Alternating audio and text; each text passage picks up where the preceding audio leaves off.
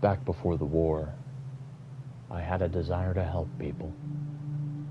After I was ushered into a vault and escaped many, many years later, that desire did not change. My name is Robert, owner of Fort Ginger, and I'm here advertising to you an opportunity to move to Fort Ginger if you are a struggling wastelander, with you, your friends, and your family, so that you may be protected. Let's begin the tour. I established Fort Ginger about 2 summers ago in an unknown year, and it was done with the intent to protect people who could not protect themselves. This is the main gate of Fort Ginger. Fort Ginger itself is located northwest of Diamond City, at the center of Bastion. I fabricated Fort Ginger from an old Red Rocket truck stop and turned it into a home for anyone and everyone. I desire that people keep their independence in check, because independence is what led to the nuclear bombs being dropped in the first place. The social contract is simple. Please do not step out of line, and everything will be okay. I am here to protect you, after all. I am here to protect you, wastelanders, from people that might have nefarious thoughts. This is the first layer of protection. Many turrets, efficiently coded and built by me to detect people that might be sinister in nature and eliminate them before they can get within our lovely cozy confines. Here upon this platform, may I watch and scan for passerbys to usher them in and offer them safety. Here, I work diligently crafting machines with artificial intelligence to act as further protection for my lovely citizens. That was the main gate, but for additional security, I made a secondary perimeter and a catwalk above it. And, I really like security. So if you make it past the first screening, then you are let into Fort Ginger. I make sure all my citizens are kept protected by an array of missile turrets constantly scanning for bad guys. I have not one, but 2 domiciles, chock full of bedding for all of my diligent citizens. They need to rest sometimes, and there is plenty of bedding and food to go around, as well as water. Let's begin the tour with my house. Upon the top of the Red Rocket, I built my own domicile exclusively for me. I am strict as to who may or may not enter, because if people were given infinite freedom, we descend into anarchy, and I'm working diligently to make sure that does not happen. Within my house, I have lovely furniture, a beautiful friend, always a hot meal ready for me, and endless entertainment.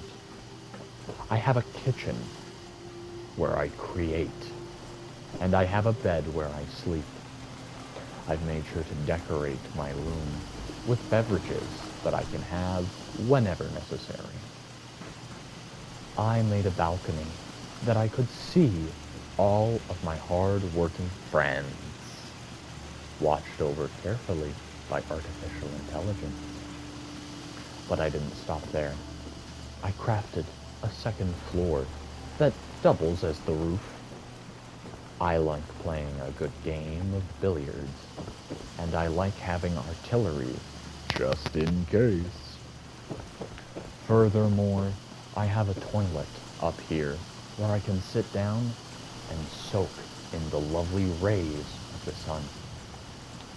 That sunshine also naturally heats up the bathtub water, and when I'm done sanitizing myself, I can tip the toilet or the bath over the side, fertilizing my tomatoes and my mutated fruit.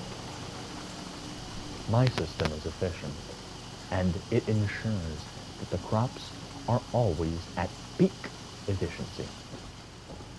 Since I am a greenhead, I believe in wind power, and I have many windmills around Fort Ginger, keeping it powered and ready to go. At nighttime, my spotlights are hard at work, providing light so that people can still toil away at the farm, even at 2 in the morning. I made sure to build a watch tower very high up so that we could keep an eye out outside of the perimeter. It's especially important because Concord is a little town just south of the Red Rocket truck stop, and sometimes raiders like to pass through Concord, so we have to put them down or give them a chance to give up their old ways before they are let into Fort Ginger. I truly desire safety and security in these harsh lands, but at the same time, I am not an all work, no play kind of guy. Just don't touch my dog. Beneath my house, there is hustle and bustle as people trade and also experience leisure with my Nuka-Cola station and my not epilepsy-friendly bar. It doesn't have many chairs, and it's not incredibly spacious, but not so many people all need to drink at the same time. Now do they? Only a few people at a time, or else my entire population of citizens will get drunk and become unproductive. In the garage of the Red Rocket, do I possess a lot of suits of power armor in case there ever is an attack. My citizens may don a suit of power armor and take the fight to the assailants themselves. It's very efficient and very, very good at making sure that people never try to attack Fort Ginger, located northwest of Diamond City at the center of Bastion. Feel free to move here, or just vacation here. It's lovely. We work diligently to provide constant nutrients to all who reside within this perimeter. There is also a recent addition, a shop where people may come and trade for whatever they need.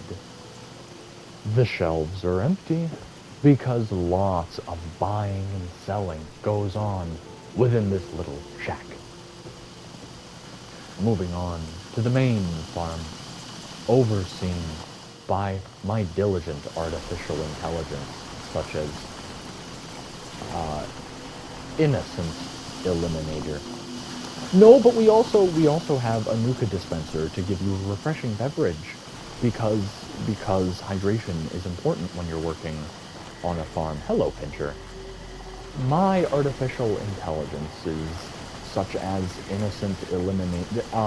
He was named actually by someone else. I didn't name him that. I got him from from raiders that liked to make things. I got him at an auction, and I fitted him with a new paint job. That's all I did. And I gave them empathy modules so that they would look after everyone so efficiently.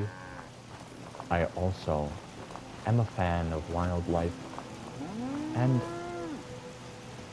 I have a Brahmin that produces us with milk and companionship. He eats from that trough, and it appears that there's gator claw meat from a gator claw that may have gotten too close to Fort Ginger, and we took care of it. And we took care of it. This is the catwalk. I've made sure that all the electrical systems are working as intended and not faulty at all. And there's constant power being provided so that there is no darkness, just a 360-degree catwalk where people can walk and observe in case there is any sort of problem that they need to take care of. You can only walk around most of it, though. There is a limit, and it is right here. This is a judgment chamber. Don't be fooled or off-put by the name, because sometimes people do need to be judged. I am a nice and benevolent man. However, sometimes people get too comfortable with the luxuries I afford them, and they like to break rules. And if you break rules once, twice, 3 times, you're out. But in that chamber, I like to talk to people primarily. For entertainment, I've provided all my citizens with the Pain Pen. A lovely, lovely, entertaining domain of traps and gizmos that excruciate everyone. Usually when a raider comes by, they get captured and put in here, and then when you power these on, you get to watch from the balcony as they struggle to run through all of it. It's quite entertaining. Even now, I'm pretty nervous maneuvering through the spike traps and saw blades that are not meant for anyone that actually residing here, just for external people. And if they manage to make it to this relatively open area, well, this is a Deathclaw cage. And the reason it's open is because we recently, about 72 hours ago, had to open it because there was someone that we didn't really like, and we had to recycle them. So that's why it's open. But trust me, we're 100% safe here. The Pain Pen is purely for entertainment here at Fort Ginger because I like to keep people entertained. Finally, the last part of Fort Ginger that I would like to tour you is the aforementioned Judgment Chamber. When someone breaks a rule, and there aren't, I'm pretty lenient, but when someone does break a rule, I have to have a talk with them, the Judgment Chamber, because behavior is important to moderate. Smells like protein. Within the Judgment Chamber, I encourage people to have a not one-sided argument with me. They pull out a chair and I sit down here and we have a chat about what they've been doing, or who they have not been disrespecting, any rumors they might have been fabricating, and we come to a consensus. Upon your first strike, I let you off with a warning, of course, and then second strike, there's a bit of stinging involved, and no one's had to come here a third time. So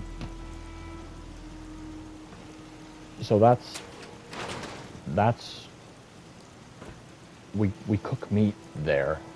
We cook meat there, not.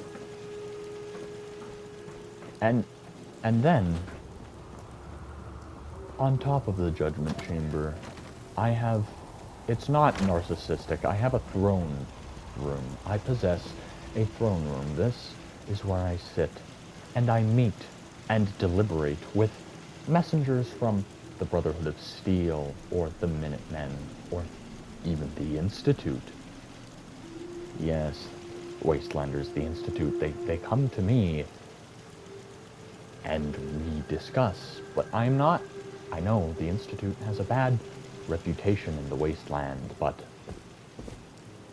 trust me, I work with them, and they give me things that keep me satisfied, because I could destroy the Institute completely, but they are technologically advanced and have given me great things. Yes, come migrate, please, to Fort Ginger.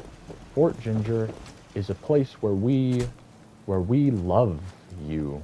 We love your individuality. We love your conforming attitude, and Fort Ginger protects.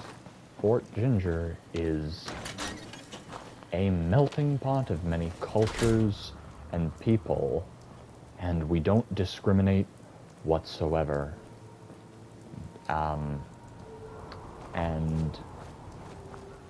And you should come to Fort Ginger because it is good, and goodness is what I long for.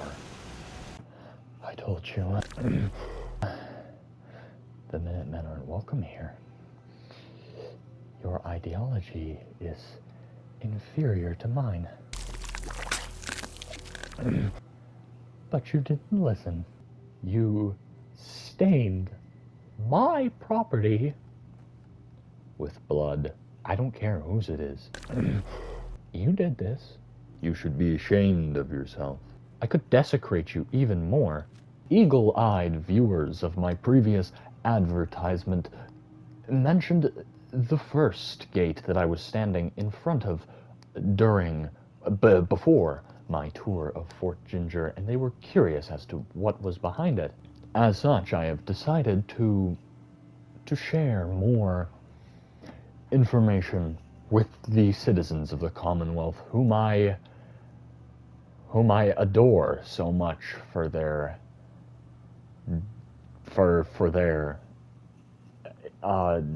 delicious, for their beautiful skin.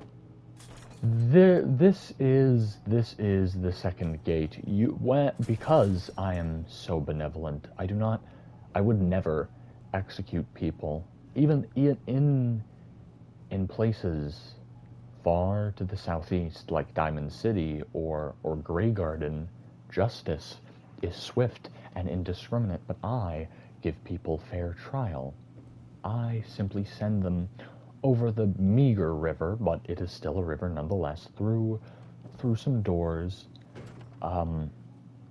escorted normally by guards, to live separately, because clearly they couldn't follow the social contract in Fort Ginger.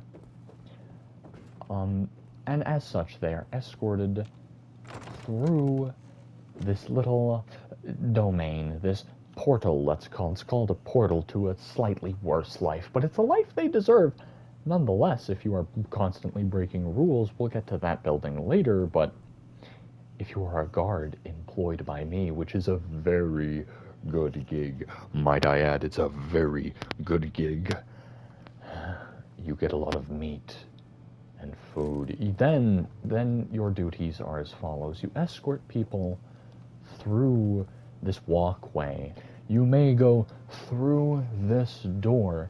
You are permitted access to a large area, a private area, where you simply keep watch over the vagrants that I've sent here. Please, please don't feel bad for them because they've broken rules, and people that break rules.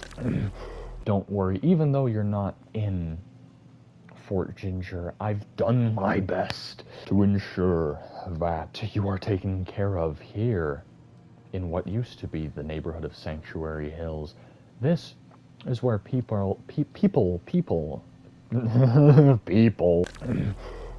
are sent, and they get processed here, and we usher them in that direction. Whilst they are learning their lesson, you are free to sit down, cook a meal at the stove, or order a drink at the bar with your fellow guards, and you can shoot people. This is a lovely backyard area, fit with many patio pieces of furniture and sleeping bags, because you're allowed to shoot people. Sleep outside because it's so beautiful all the time in the Commonwealth, despite the atrocities that we're trying to minimize.